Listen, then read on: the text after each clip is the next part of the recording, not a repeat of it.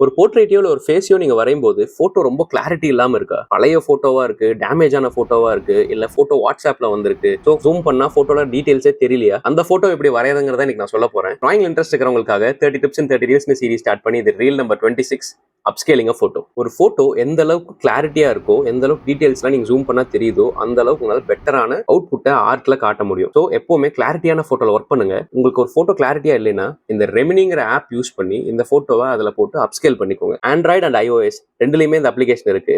அதுல உங்க போட்டோவை இம்போர்ட் பண்ணி சில பல அட்வர்டைஸ்மெண்ட்ஸ் எல்லாம் நீங்க கடந்து கொஞ்ச நேரம் கழிச்சு அப்ஸ்கேல் ஆகி வரும். அந்த போட்டோல நீங்க ஜூம் பண்ணி பாத்தீங்கன்னா உங்களுடைய ஐஸ் அண்ட் நோஸ் அண்ட் எல்லா ஃபேஷியல் டீடைல்ஸ் எல்லாமே நல்ல கிளாரிட்டியா அப்ஸ்கேல் ஆகி இருக்கும். என்னதான் பல அப்ளிகேஷன்ஸ் அண்ட் வெப்சைட்ஸ் இருந்தாலும் இந்த அப்ளிகேஷன் வந்து ஃபேஸுக்காக போர்ட்ரேட்டுக்காக நல்லா எக்ஸ்க்ளூசிவா இருக்கு. ஸோ நான் ஒர்க் பண்ணி நான் நிறைய அப்ளிகேஷன்ஸ் பார்த்ததுனால நான் வந்து இதை உங்களுக்கு சஜஸ்ட் பண்றேன். ஸோ இதை யூஸ் பண்ணி நீங்க போட்டோவை அப்ஸ்கேல் பண்ணிட்டு அதுக்கப்புறம் நீங்க வரைஞ்சிங்கன்னா உங்களுடைய பழைய போட்டோவையோ இல்ல உங்களோட வாட்ஸ்அப்ல வந்த லோ குவாலிட்டி போட்டோவையோ உங்களால அழகா கன்வெர்ட் பண்ணி ஸ்கெட்ச் பண்ணி உங்களை நீங்களே டெவலப் பண்ணிக்க முடியும். உங்களுக்கு இந்த வீடியோ யூஸ்ஃபுல்லா இருக்கும்னு நினைச்சீங்கன்னா மறக்காம கமெண்ட்ல சொல்லுங்க.